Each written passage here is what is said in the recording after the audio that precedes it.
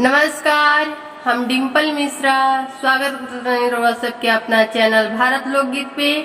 आज हम आप सब खातिर लेके आयल बनी एक अच्छा सा प्यारा सा हल्दी गीत। आप सब ये गीत सुनी, अगर ये गीत पसंद आए तो लाइक सब्सक्राइब शेयर करें और कमेंट करके बताएं कि ये गीत आप सबके कैसन लागल है। आरे हरा दी हो तू सारा बेगुनाया उपजेला बड़े बड़े गांठ।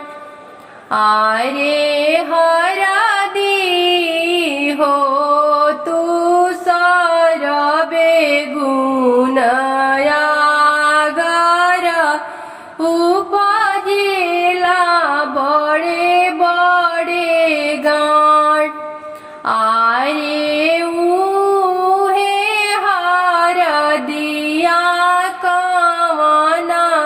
पलिया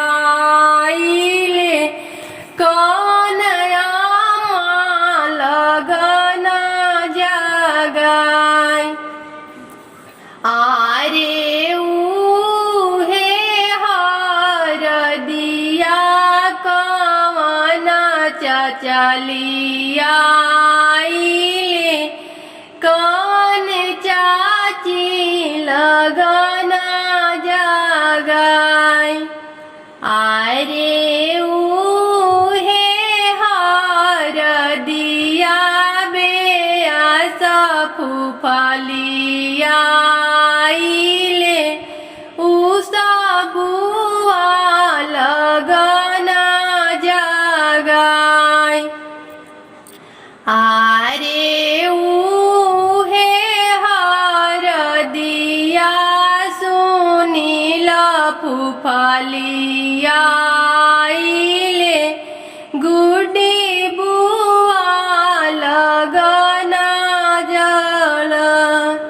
आरे उहे हर दिया सुनीला फुफलिया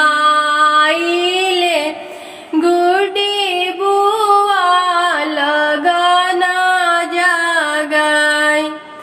आरे हरदी कुटल नेवता शंकर जी के दिया हो जगवा में हो कि ना सहाय।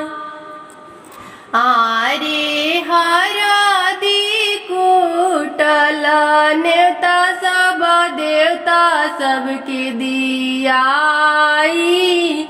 जगवा में होई ना सहाय।